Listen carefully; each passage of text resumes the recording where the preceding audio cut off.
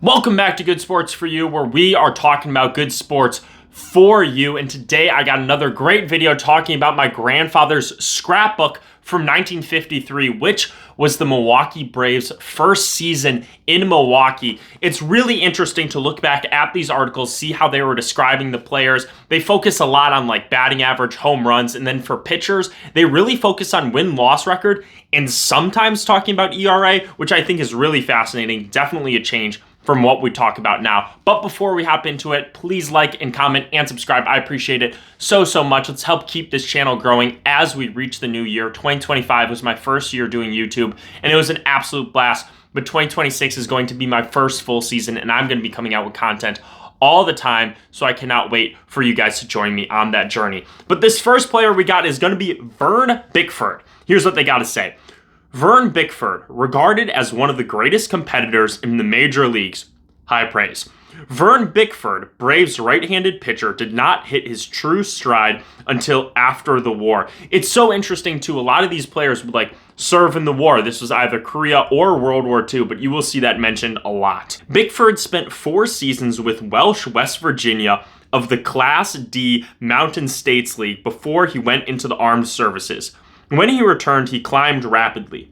After a season with Jackson, Mississippi of the Class B Southeastern League, Bickford turned in a 9-5 record for the Brewers in 1943. This is the Milwaukee Brewers, the minor league team. His 11-5 mark helped the Braves to the National League pennant. Following a 16-11 record in 1949, Bickford won 19 and lost 14 in 1950. His top season. Incidentally, he made 6 unsuccessful attempts to bag victory number 20. Injuries have hampered him the last 2 seasons, although his earned run average in 1951 was .311. Among his accomplishments is a no-hitter against the Brooklyn Dodgers in 1950. If Bickford can shake off the injury jinx, he figures to be one of the Braves' aces.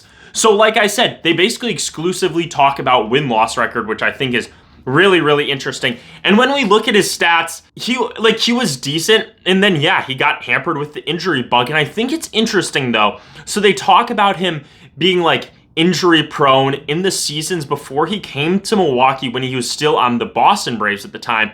He's still pitching 160 innings, which is something that in the modern league, if a guy started 20 games and pitched 160 innings, we'd be like, oh yeah, he was pretty solid, That was pretty good at a 3.12 ERA and a 3.74 ERA. Yeah, he was pretty solid, He was able to eat a good amount of innings, but compared to what he used to do the season before, he pitched 311 innings. That's absolutely absurd, leading all of baseball.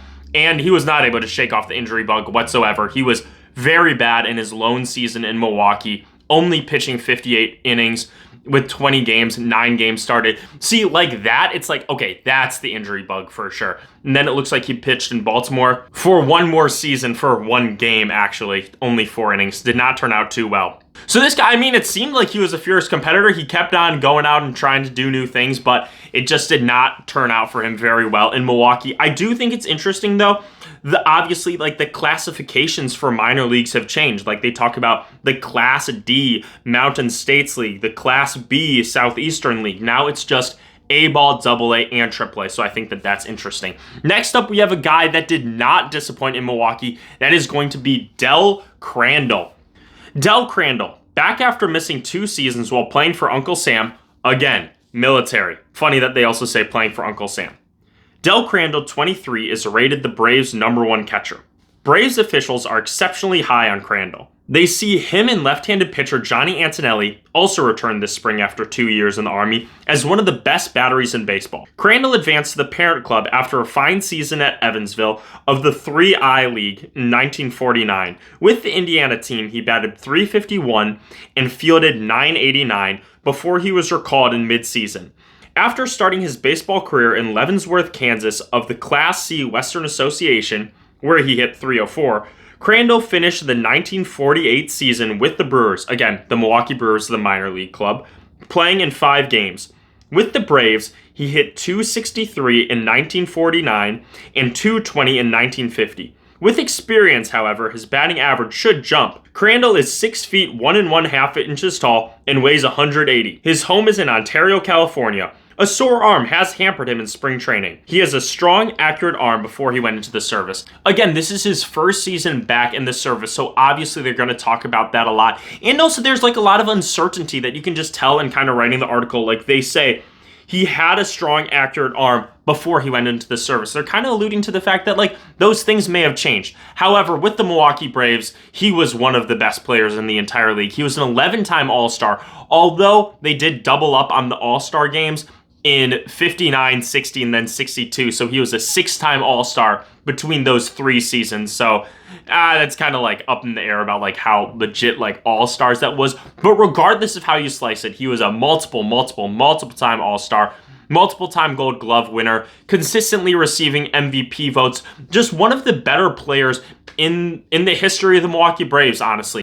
And you know, one thing about it though is they're really only talking about the average. Like I talked about before, they talked about how he really struggled in 1950, but they hoped that with him being in the military that his average was going to go up, and it certainly did. He hit 272 the next season. But just overall a really complete player. And you read articles about him and they talked about how he was one of like the most level-headed players on the field. He was a leader even as a young player, and he did receive some Hall of Fame consideration, not a whole heck of a lot, topping out at around 4% in 1976. But just overall a really great player and a fun time to read about that article for sure. And next up, our final player of the day is going to be Sid Gordon, who is another phenomenal player with the Milwaukee Braves, although he really peaked during his time with the New York Giants. But let's read about him. Sid Gordon, a top slugger in the National League, Sid Gordon should like the dimensions of the new county stadium. Gordon hit 25 home runs for the Braves last year, aiming at the left field fence in Braves Field, Boston, 337 feet down the line. The distance to the corner here is 320 feet. A native of Brooklyn, but never a member of the Dodgers, Gordon has hit 164 home runs in the majors since joining the New York Giants in 1941. He leads the Braves in Major League home runs. Andy Pafko with 163 and Walker Cooper with 141 are the only other team members over the century mark. Gordon has hit 25 or more home runs in each of the last 5 seasons. He tied with Eddie Matthews for the club lead in 1952. He shares 2 Major League records. 1, 2 home runs in 1 inning in 1949, and 2, 4 home runs with the bases loaded in the 1950 season. Usually an outfielder, but also a veteran at third base, Gordon will be 35 August 13th. He is 5 feet 10 inches tall and weighs 180 pounds. He came to the Braves from the Giants in a big 6-player deal in 1949. So Sid Gordon, I mean, once again, this shows basically the opposite of what I was talking about with Del Crandall about how they're going to talk about average a lot. They're also going to talk about home runs. Those are really the only 2 hitting stats, and also sometimes RBI sprinkled in there as well that they're going to talk about. And I mean, Sid Gordon, again, like he was a really phenomenal player during his entire career. I mean, he racked up 38.2 WAR, which is very good. And you think about, he also served 2 years in the military during World War II. If you add on like maybe like 7 WAR between those 2 seasons, maybe even just 5. You're looking at like low 40s, maybe sprinkle in another All-Star appearance, and you're looking at like a potential like sneaky Hall of Fame candidate. But as a career, he had 200 home runs. In his season with the Milwaukee Braves, he was really solid. I mean, he was just a guy that like the numbers don't jump off the page, but you're looking at it, you got 19 home runs. Okay, that's decent. 75 RBIs, you don't hate that at all.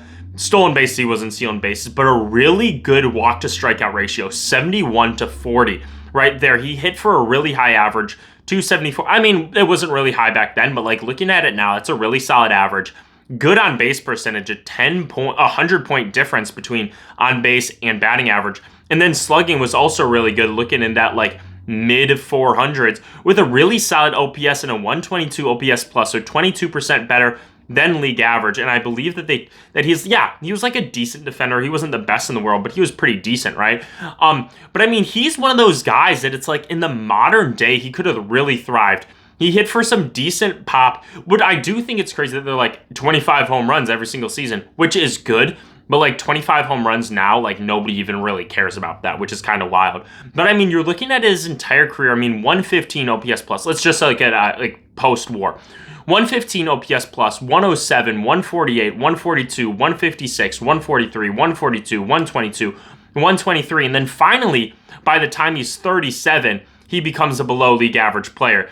with an 85 OPS plus. But that entire time, he's just a consistent, really solid player. And again, the thing that honestly was probably underappreciated at the time is how good his eye was. I mean, you look at that 1949 season, 95 walks to 37 strikeouts, or even the season after, 78 to 31, 80 to 32. Like, those are just really, really solid walk to strikeout ratio numbers. Just a player that you would honestly like to have at the team regardless. Consistently putting up high WAR, 5.85, 6.4, 4.95, then 3.1 at age 35 season. Just a really, really quality player, and for his lone season with the Braves, just helped the team produce for sure. But in his time in total with the Braves, including the Boston Braves, he was one of the better players on the team, a really, really solid player. So we had Sid Gordon to wrap up the day. He was a really quality MLB player. Del Crandall was also a very quality MLB player. Vern Bickford, not so much, especially by the time that all these articles were written, he really started to fall off because of injuries. But that is all I got for you today. Thank you so much for watching. If you like these kinds of videos, make sure to like, comment, and subscribe. I'm trying to come out with one of these a week, and I appreciate it so much if you like and subscribe to the channel. But thank you so much for watching, and that is all I got for you, and I'm out. Peace.